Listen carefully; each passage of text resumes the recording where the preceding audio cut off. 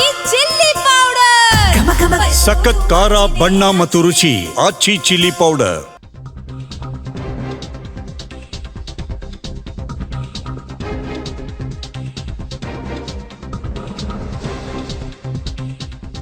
ರಾಜ್ಯದ ಹಿರಿಯ ಮಂತ್ರಿಗಳು ರಾಜೀವ್ ಗೌಡನನ್ನ ಬಚಾವ್ ಮಾಡಿ ಬಿಡಬೇಕು ಅಂತ ಯೋಚನೆಯಲ್ಲಿ ಇದ್ದಂಗಿದೆ.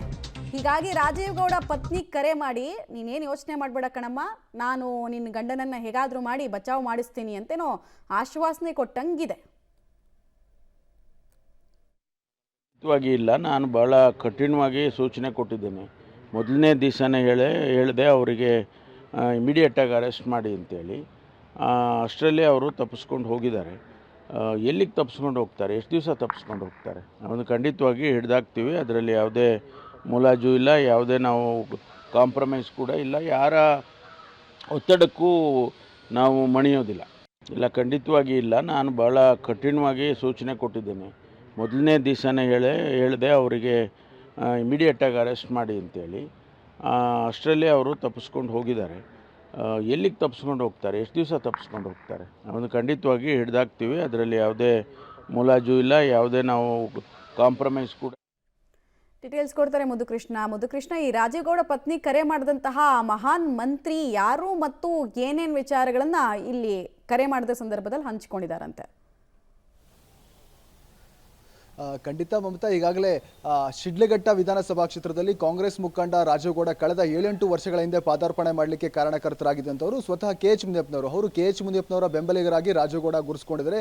KH ಮುನಿಯಪ್ಪನವರ ಆಪ್ತರು ರಾಜೀವ್ ಗೌಡ ಅನ್ನೋ ಮಾತನ್ನ ಹೇಳಿದ್ರೆ ಎರಡು ಮಾತೇ ಇಲ್ಲ. ಹಾಗಾಗಿ ಅವರು ಸದಾಕಾಲ ಕೂಡ KH ಮುನಿಯಪ್ಪನವರ ಶಿಷ್ಯರಾಗಿ ಅವರ ಹೇಳಿದಾಗೆ ಕ್ಷೇತ್ರದಲ್ಲಿ ನಡ್ಕೊಂಡು ಓಡಾಡ್ತಾ ಇದ್ದಂಥವ್ರು. ಇವತ್ತು ಈ ಪ್ರಕರಣ ಆದಮೇಲೆ KH ಮುನಿಯಪ್ಪನವರು ಕೂಡ ಎಲ್ಲೋ ಒಂದು ಕಡೆ ರಾಜೀವ್ ಗೌಡರ ಪರವಾಗಿ ಸಾಫ್ಟ್ ಕಾರ್ನರ್, ಅಂದರೆ ಒಬ್ಬ ಸೌಮ್ಯ ಸ್ವಭಾವದ ವ್ಯಕ್ತಿ, 10 ವರ್ಷದಲ್ಲಿ ಯಾವುದೇ ರೀತಿಯ ತಪ್ಪು ಮಾಡಿಲ್ಲ, ಇದು ಯಾವುದೋ ಒಂದು ತಪ್ಪಾಗಿದೆ, ಅದನ್ನು ಸರಿ ಮಾಡಬೇಕು ಅನ್ನೋ ರೀತಿಯ ಮಾತುಗಳನ್ನು ಹೇಳಿದ್ರು.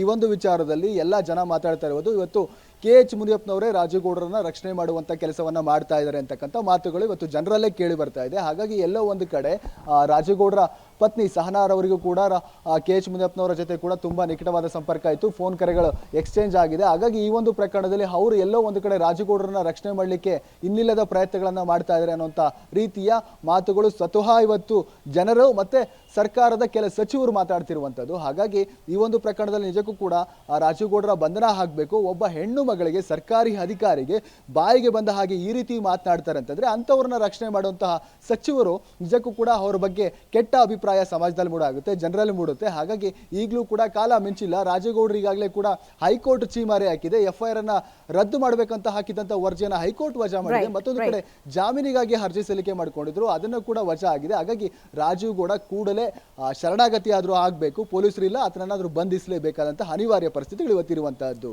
ಧನ್ಯವಾದ ಮಧುಕೃಷ್ಣ.